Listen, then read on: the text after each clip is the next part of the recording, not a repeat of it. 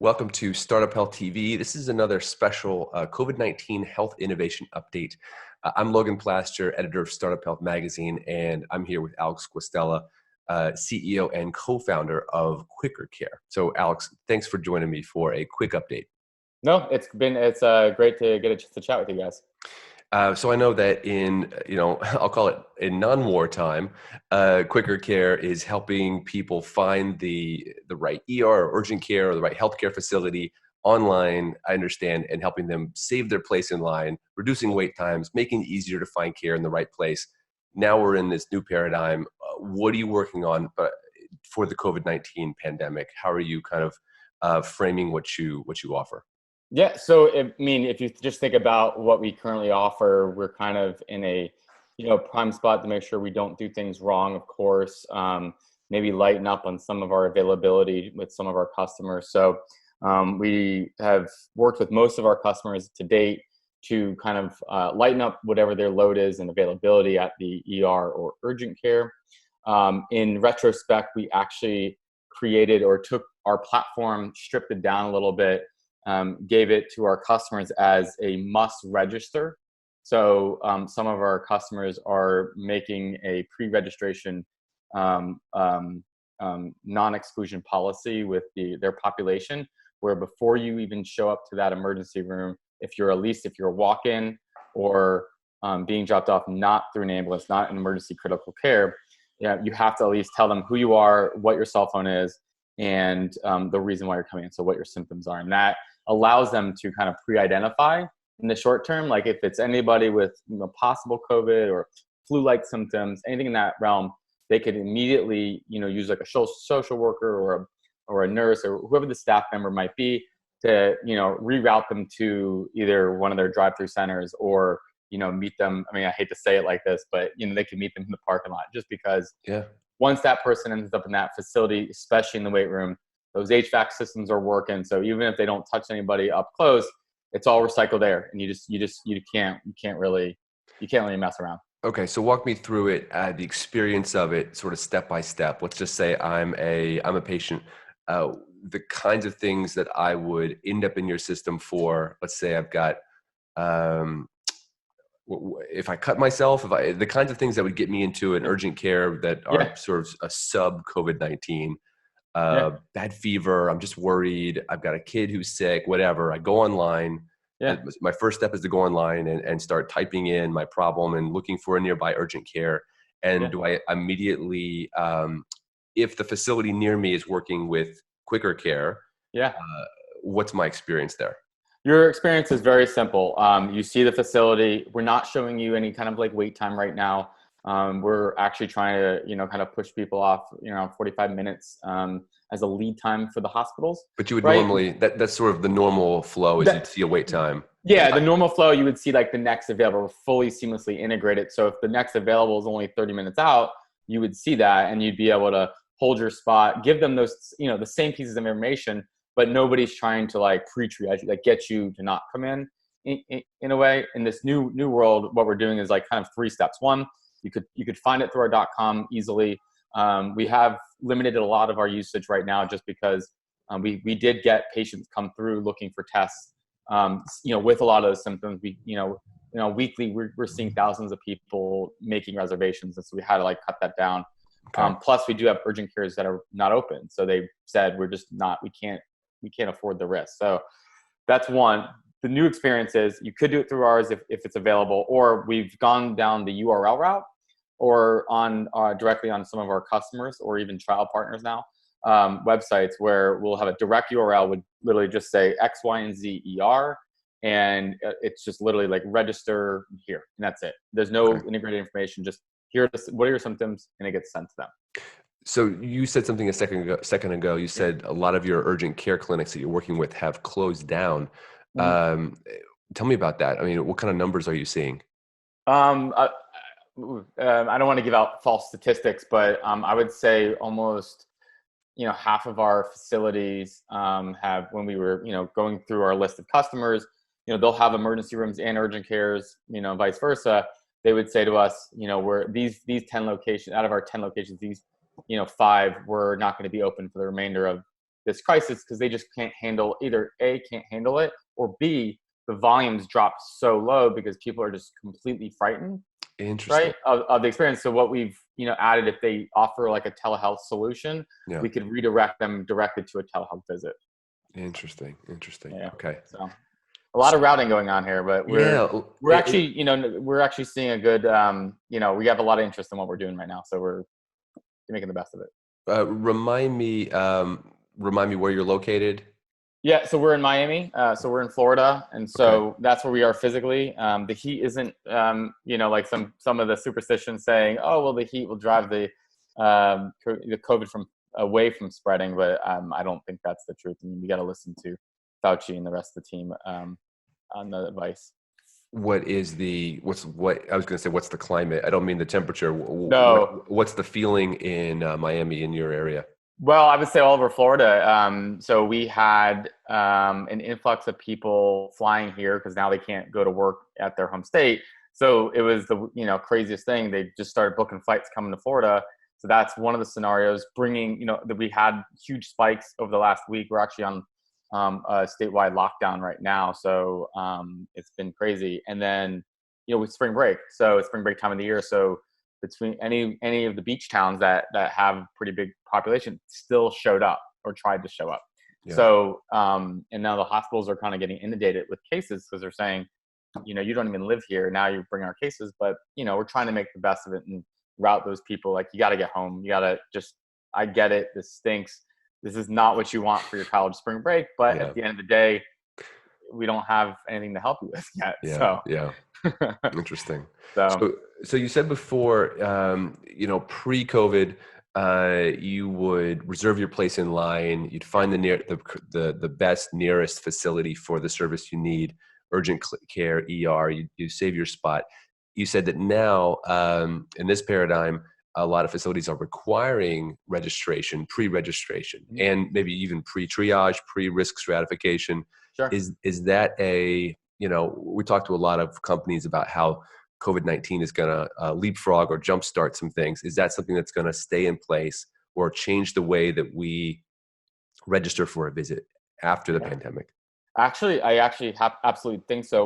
We've been working on something with, it's been all over with Jefferson Health for quite a while now. It's obvious now. It's like in this little weird, we've been developing it. We're ready to go live, but then it's we need it. We need to wait, but we want to wait. We want to make sure that they're not, we don't want to release any new tech that really is just too complicated while they're in crisis as well. So, but it's fine. We can stay. Actually, it helps us re-engineer or tweak things.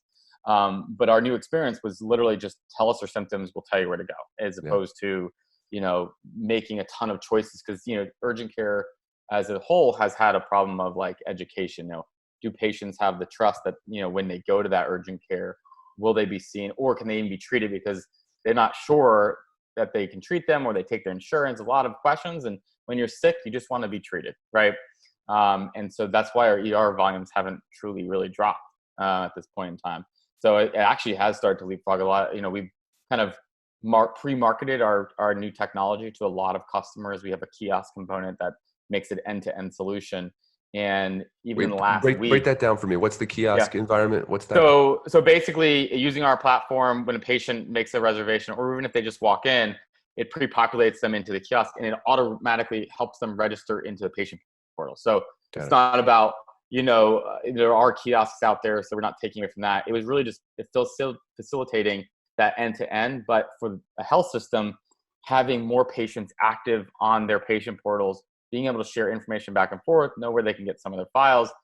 I mean, there's still a really low utilization on that. And so instead of us building a patient portal, which that would be crazy, why not just white label it, and we'll just help push that through, and it automatically registers them. And So when I'm looking for an urgent care or an ER, and I use Quick'rCare to log in, save my spot, I basically arrive, and somewhere in their kiosk, it's waiting for me in a way. It's waiting for you. You type in your PIN.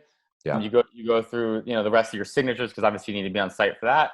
But it gets you through that point where the first interaction you have is with somebody who wants to take your vitals and get you into a room. So it puts you right into that queue. How has the pandemic been affecting how your clients and potential clients respond to you? Is there an uptick in interest, or are people kind of laying low? So definitely still interest. Actually uptick, definitely. It's a little bit of a parsement of like, we want to see it, but making a decision right now is very difficult. That's why we actually gave a free version of it out. Like I was telling you before, this like stripped down version. We just emailed everybody in our pipeline, everybody we've been talking to. Here's an option. There's no integration. Like, we just want you to do the right thing by your population. When this starts to, we can at least have things under control in life. I don't know if I'll ever be back to normal. I think it's like, we need to make the changes as soon as we can cover this part. We already see some of our customers saying, if you add this one feature, and it's usually actually the same feature in all of them actually, like we're ready to go live. And so we're actually really excited about that, for that influx coming. So Wait, can you tell me what that feature is that everyone's asking for? I'd rather not say, because it's we just filed the patents on some of the things, so it's a little bit okay. IP, but we're gonna get there. And then once we're there, we're ready to go live. But coolest things that we've done since all this, we as a company, we donate a portion of our time every month to volunteer work, and that's very important. That right now in terms of physically out in public, because you can help out anybody build a home or pick up trash along the road, but at this point in time it's not safe, and we wouldn't want to be violating that. So we donated our time, actually, since we know how to build software. We created a just the facts type of site where it actually has some of the official reported drive-through testing centers that are open.